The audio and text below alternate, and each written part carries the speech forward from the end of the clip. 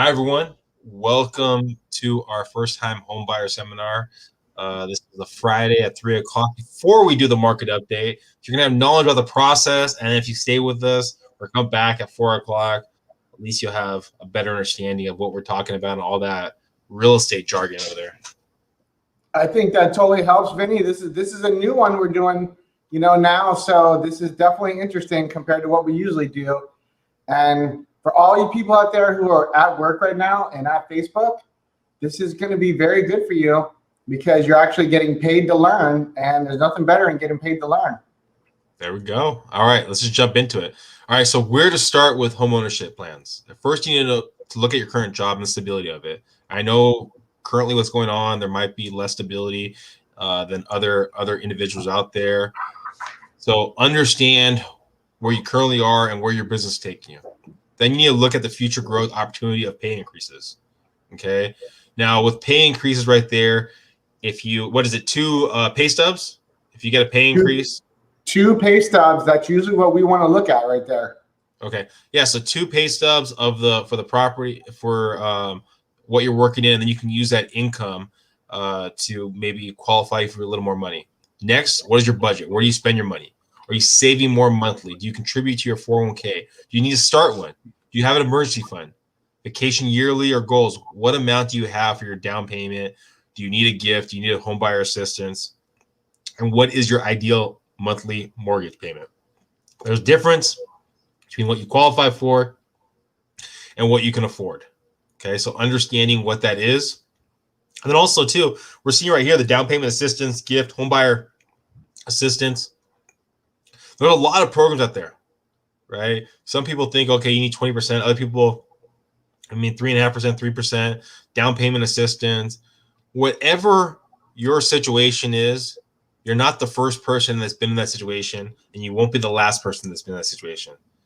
So if you have a goal in mind, feel free to reach out to myself or David, and we can at least walk you through what's possible. Because you know what's possible, Vinny? What is that? Anything is possible if you put your mind to it, my friend. You know this. Wow. You know, and if this is your first time watching us on Facebook, YouTube, anything like that, be aware dad jokes are here to stay and here for the rest of this platform. And they are real. They're not like fake jokes. They're like real bad jokes. Yes.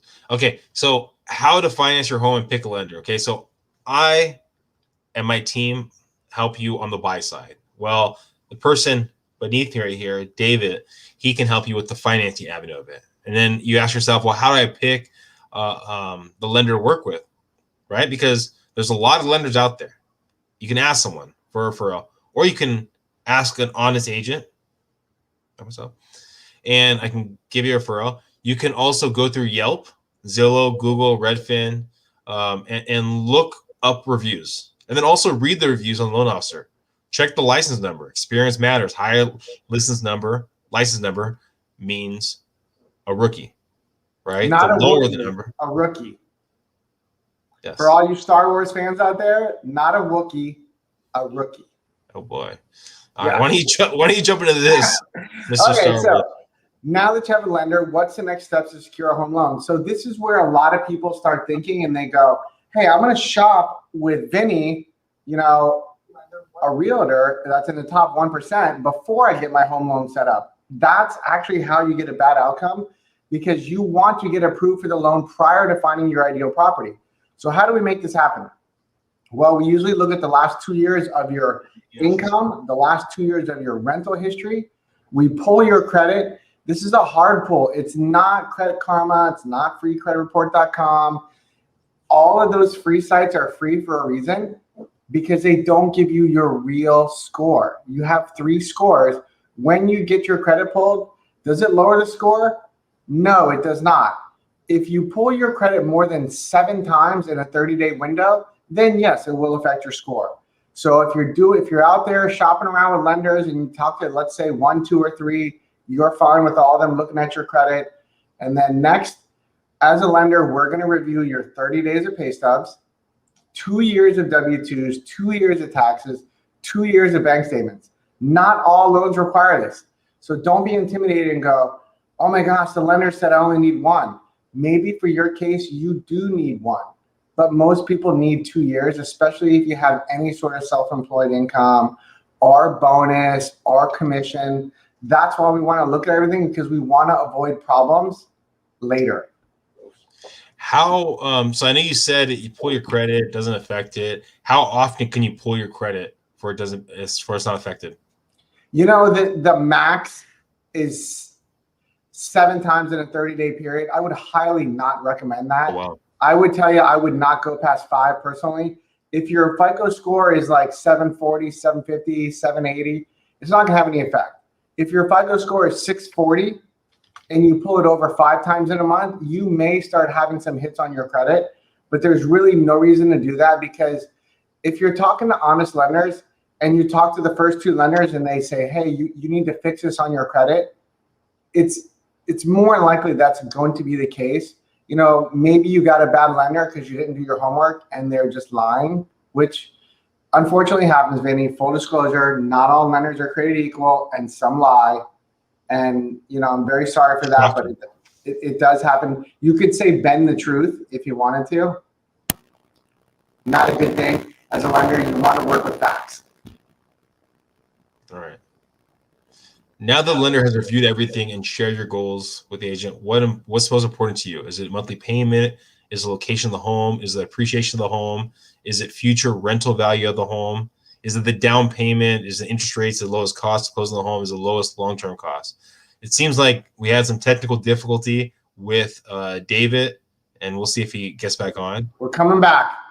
There we go. All right. Sorry about that. I think there's gremlins in my computer right now. Oh. Sorry about that. So yeah, share your goal with the lender. I mean, that's the biggest thing is we do this on a daily basis. Your lender does this on a daily basis. Your realtor does this on a daily basis, right? So they have a better idea of what's possible than maybe someone that's done it one time, one off. So even if you think maybe you have no shot of buying, right? Talk to a trusted resource and see what's possible. David's just really having some bad connection. Well, there he is right there. So don't worry, we haven't lost him fully, but he's right there. Now, why do you pre-qual correctly? Okay. Oh, he's back. I apologize. I don't know why the camera keeps turning itself off. Maybe it's maybe it's biased because I'm not a male model and it wants someone better looking. That's definitely a possibility. Now, why do you pre-qual with the lender and go forward with that process? Okay. I use this analogy every single time. If you watch one of our market updates in the past or watch one of our buyer seminars in the past, investor seminars in the past, the easiest to describe it is, okay, you are basically going in front of the judge, right? The judge is the underwriter. Okay. You have your lender and you have the processor. The lender and the processor are like your attorney. They're trying to build a case to the judge, what's called the underwriter, right? Why you should be able to buy a property. Okay. Now, if they've actually brought the case to the underwriter, okay, telling everything and all the information, the underwriter is probably going to ask questions. Oh, what about this? What about this? What about this pay raise? Things like that. Now, they're trying to tell the underwriter why you should be able to purchase the property and try to get all the facts from you. If they don't have all the facts, right, and they're missing stuff, there's things that the underwriter can come back and say, whoa, you told me all this stuff right here, but you never told me that they've only been at their job for a week or they're transferring to this job to the next job. Okay, so you want to give all the facts, everything there, so you don't lose out later on when the underwriter looks over the full file. Which, Vinny, what's so important is be honest up front with the lender. If you think we're not going to find stuff out, you're totally wrong. We will find it out. Yeah. It just takes us time. And these horror stories that are listed right here, Vinny has lots of horror stories.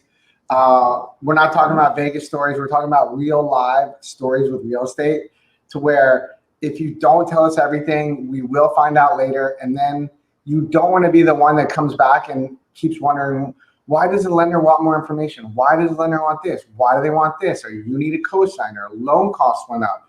You need to pay off this. Your debt ratios are this. All these different things, experienced realtors will tell you they've heard this before. You don't want to fit in this category. Be upfront. That's why it's so important you work with a good lender and you be honest and supply all the data.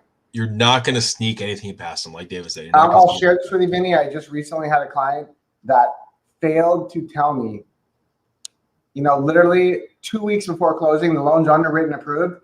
He said, I bet you that was a really good story, and he probably told you that he bought a new car, a luxury car. That's what I'm going with. All right. Now, see, this is kind of a fun game because you're watching. You're like, what's David going to say? Is he not going to say anything anymore? Is he going to leave? Oh, he's back. Okay, he's not. Yes, that's, you know what? He might leave, but he's always going to come back. Now, when we're talking about loan types out there and finding the best one for you, okay, there's FHA. For that one, you need a 580, 3.5% down payment, and then go up to 765. Conventional, 3 to 5% down payment. It can go up to 20% down. I mean, once you get past 20%, you're paying no more insurance on it. Okay, no more PMI. Okay. Now, under 20% with the conventional loan, right? What's happening there is you're paying mortgage insurance on it, right? That's what you do with FHA. Now, with VA, you don't have mortgage insurance. Okay. Now, VA, there's no limits yet. You're probably looking at about in the millions where most banks are comfortable at, but there's no limits. And then you go to the last one, the jumbo loan. Okay, jumbo loan market. But there's a lot of different avenues out there of what you can qualify for. Again, there's new programs that happen all the time. There's CalVet. There's a lot of different things out there. Yeah. So these are just the most used ones. Okay. Oh, David's back. sorry about that. I really apologize, everyone. I have no idea why my cam keeps deciding to turn off. I think I'm going to have to return it to Amazon and get a new one because we had this problem on our market updates on Monday as well. So I apologize. All right. Now, this goes over the last 5 years. Now, yes, it's really hard to gauge and saying what happened the last 5 years is going to happen the next 5 years, or what happened the last 10 years is going to happen the next 10 years. Usually the market goes up and it goes down. All right. So if you're thinking what's happening today is going to happen in another 5 years from now, I mean, I would probably bet against that. That's just my personal opinion. But so be very careful to think of what happened in the past is going to happen in the future. If you hold the property long enough, it's probably going to be more. It's going to be worth more in the future. It just matters if it's going to be 10 years, 15 years, or how long into the future. Focus on that monthly payment. That's the biggest thing. And by the way, Vinnie, I didn't get to finish my thing. What the client did is they failed to tell me they didn't file their taxes. Oh, that's always fun. And as we're waiting for the IRS transcripts to come back, waiting and waiting, then they come back as they never filed. And the client goes, "Oh, I forgot to tell you, I never filed them." I'm like, "Wow." So what happened? Oh, we're not going to be able to close the loan because it's a jumbo and you can't close until the transcripts come back. So did he lose his deposit? The transaction's not over yet. I told everyone what's going on. Luckily, when you have clear communication with both sides the entire time and you explain the situation, sometimes you get some forgiveness. Not always the case, people. So make sure you do have a good real estate agent on your side to protect yourself. So anyways, I don't want to bore you with my stories. What's the average closing cost for a home? So a lot of people will come to me and Vinnie and they'll say, "Hey, I got my down payment. I saved this. I'm ready to go." It's great that you have your down payment, but you also will have closing costs because in the current market, if you watch our market updates, you will realize there's no inventory and sellers are not paying for your closing costs, which means you will have to pay for them more than likely. So, I mean, based off of the scenario you are, there are some outliers where you might be able to get closing costs. But again, you don't know what's possible until you ask. So talk to your trusted resource and they can at least help you out and tell you what's possible. I mean, if you talk to one person, right, compared to the next person, one person might say it's not possible. It doesn't mean it's not possible. It might just be that they don't know or they don't have the tools of how to get you from point A to point Z. So be aware of that. I mean, it can be possible based off the situation. So look at the closing costs. It's typically 2%. Sorry, Vinnie, about going through there. Just understand this, 2.25% of the purchase price is very high for closing costs, but that depends on the month you're closing, and it depends on if we have impounds. So. All right. We lost him again. He is just kind of popping all over the place. But okay, so very important things to think about when buying. How long do you plan to own the home? 5 years minimum, hopefully 7 years. I mean, that's usually the gauge, 5 to 7 years.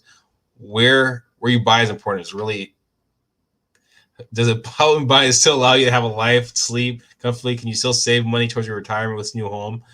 Understanding where you're planning to go, what are you planning to do, is going to be a big factor in buying this property. Okay, we're not trying to help you out just to get a quick sale. We're trying to help you out for the next 5, 6, 10 years. That's our goal with David and myself. Is we don't want that quick sale. We want to make sure that you're actually doing what you want to do. Okay. And let's see. Okay, now choosing the best realtor. All right, check their online reviews, check the license number. The higher number means newer to the business. Do they do it full time? Do they do it part time? Do they own a home? How many homes do they really sell? Experience matters. This is one of the largest investments in your life. Now, one of the crazy stats that David always loves to hear is that currently in the last 12 months, about 80% of all realtors haven't sold a piece of business. So be aware of that, of what's going on. Now, okay, so now you have your loan set up. Okay, you have that great lender out there. You have your great realtor all picked out. Now, diving deeper into what you're looking to accomplish with that property. Is it the house size? Is it the location? Is it the school? Is it the appreciation? Is it the price of the property? I mean, there's going to be a difference from what you're buying, maybe more centrally located compared to more coastal to maybe like East County or Riverside. I mean, finding the different communities, there's going to be different pros and cons. Sometimes in the newer communities, you're talking about school location, right? They're newer schools, and you're going to pay a higher price because you're paying Melrose. Okay, Melrose is a special assessment, higher taxes. All right. Now you kind of figure that out with your lender and your realtor and kind of got a brief overview of what you're looking to accomplish. Now, what's next after all that? Okay, you write the offer. Now, what's going to happen is we're going to sit down. Usually we'll take a look at 5 properties. We find that property and we want to go, okay, we're going to put an offer on this property. Now, most people think purchase price is the biggest thing. Okay, purchase price is not always the biggest thing. Sometimes it's the terms of the offer. Right? We're talking about maybe they need their money faster, right? So they want a shorter escrow compared to a longer escrow. So they're willing to take a little less money. Or maybe they need a rent back, okay, on the property. So they, after the sale, they need a month or two to live in the property, okay? Maybe it's the fees split in escrow, right? Generically, you're having the seller pay for the majority of those fees, yet sometimes you can negotiate them to maybe pay some of the fees.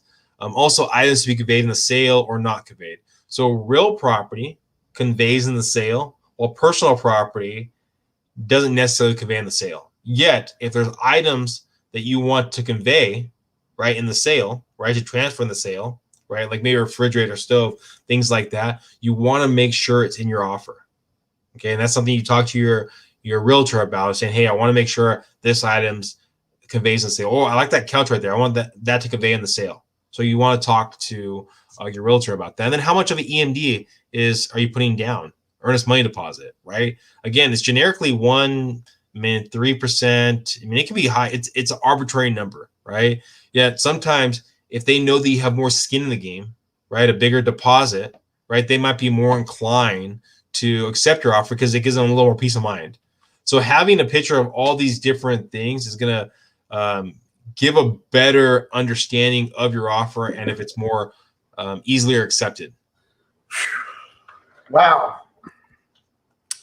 That is very interesting. I apologize, everybody. It's going to be return your webcam to Amazon time. All right. Well, do you want to take the next right here? Yeah. We're talking about what happens next after your offer is accepted. So sorry. Luckily, although I couldn't see you guys, I could hear Vinnie and his great going through everything. So what happens next after you make your offer? Everyone, when you sit down, it's exciting to write your offer. But what happens after you initially write it? Well, it goes over to the seller. More than likely in the current environment, you're going to have multiple offers on the property if it's a desirable property. So then you have a couple things that go on. You're going to have the seller come back and go, hey, we're going to counter you. They may counter terms. They may counter price. They may counter, different possessions in the house, real property possessions versus other things like refrigerators. When this is happening, your realtor is going to work to negotiate everything for you to make sure you get what you want, but the other side has to feel like they're winning too, because if both sides feel like they're winning and it's a fair deal, that's how your contract gets accepted. So I mention this because a lot of people will be overly greedy and go, I want this, this, and this, and this, and this. You got to put yourself in both people's shoes to understand if the other side feels like they're losing, they will not pick your offer. You need to have both sides feel good to pull the transaction together, which also is brought together by having a good realtor with good negotiating skills. Not realtors in the top 20% have this. Had to throw that in there, Vinny. I listen to you. Contract accepted. Boom. You wrote an offer with Vinny, your contract's accepted. What happens? Well, celebrate. Well, I'm going to tell you. So you have open escrow. That means it's officially open. Then you have to wire in your earnest money deposit. So I don't think we jumped into that yet, Vinny. Did I miss that? The typical earnest money deposit is 1%. But it can be higher, really based off the scenario and how you structure the offer. So that was something we talked about briefly. Yet remember, when you're in and out like John Cena, right? You can't see me. Is that how you, right? The wrestler, okay? Oh, geez. Wow. And I thought my jokes were bad. That was really bad. You're going to start going like this now? Or I think that was what, isn't he the one that did this or something? I don't know. I don't think so. Okay. Well, I don't really follow WWE, but anyways.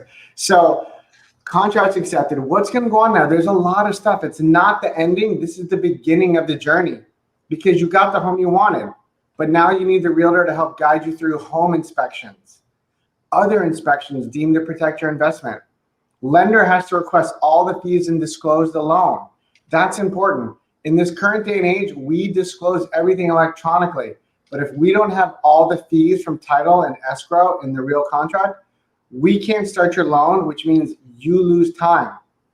So that's important. So also, once we disclose your loan, you have to acknowledge it. In this day and age, we have this thing called DocuSign. You simply click the button. Before, you used to have to print out all the documents and sign them. Those days are gone. We can't order your appraisal until you DocuSign the disclosures. That's super important. So if you sit around and wait, you lose time. Finally, line item number 5, escrow is going to send you a package. You're going to be shocked by this, Vinny, but a lot of escrow companies don't follow up with their packages and never make sure they're filled out. And they actually end up on my desk to help fill out with the client. You have to fill out your escrow package. It's super important. Once you get all this done, a lot of moving parts, you're off to the races to the next part of this journey. And then what to expect while your loan is going on. Like David already talked about briefly about your home inspection.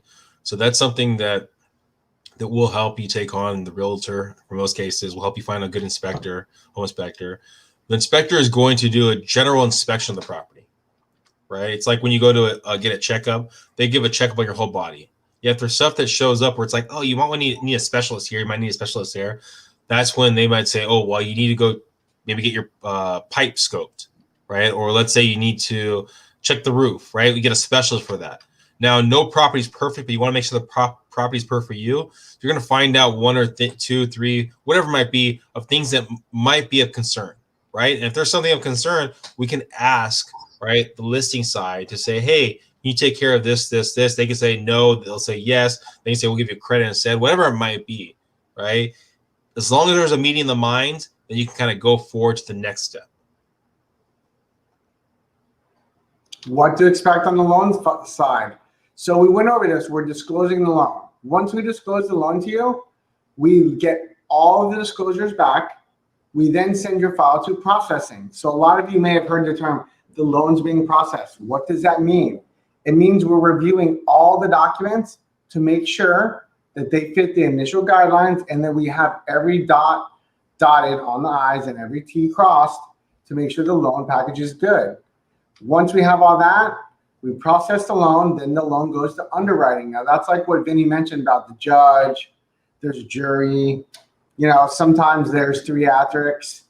And, people try to make theatrics out of it. But the reality of it is the underwriting is going to have the final decision.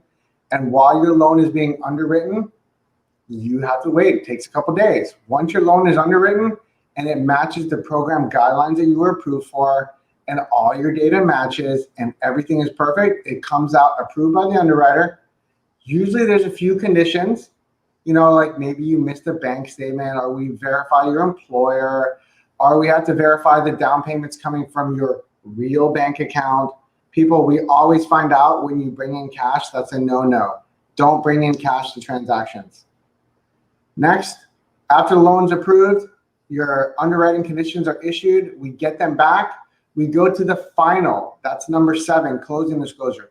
That's important. We started the closing disclosure back in 2010 with the housing crisis, so you could not get bait and switched by a lender. Closing disclosure has all the fees broken down for you, payment, loan, funds needed to close, everything. You sign it, then there's a 3-day waiting period. On the 3rd day, you sign your loan docs, and then, boom. You could say field goal that you scored. You could say your Vinnie. You could say grand slam, the loan funds, the grand slam. If we're going to do hockey, we could do it's a hat trick. Tennis would be an ace. We know sports. There's no sports, guys. All right. Now, how is any of this process different in the challenging market? Right now, we have really low inventory. If you watch our market updates, you'll know that we have low inventory out there right now. So that's something just to kind of be aware of. Talking to your realtor and finding out what's important to you. Is that monthly payment? Is location? What's important to you? And then getting advice on, just because it's listed at one price, does that mean it's going to be the price that's going to get accepted at? All right. So things to really think about, to understand during this process. The best piece of advice we can offer is, if you have a goal for today, tomorrow, a month, a year, 2 years from now, whatever it might be, reach out to David and myself, and we can at least walk you through what's possible today, what's possible tomorrow, and in some situations, maybe it's a week, a month, 2 years from now, we can at least help you with that game plan of getting there. And unfortunately, sometimes it could be Vinnie or myself telling you, hey, I'm sorry, that's impossible. You want that house near the beach in Pacific Beach, the single family residence for $600,000? It's not happening. So it's a reality check also to make sure you start your initial steps, talking to quality people, picking quality people, making your game plan, sticking to your game plan. And then in the end, we want things to work out the best for you, because this is a long-term investment for your future. Well, follow us in about 30 minutes from now, 4 o'clock, for our market update. You kind of see what's going on currently in the current market. And if you have any direct questions, feel free to reach out to myself or David. Our information is right here. And any last words you want to throw out there, David? I just want to apologize to everybody for my webcam. I know that's a nuisance, so I apologize for that. Unfortunately, I'm going to have to get a new one. And he uses a different webcam for his OnlyFans. So just FYI that. Thank you guys for watching. Wow. Please subscribe, please share, and have a great one. Thanks, everyone.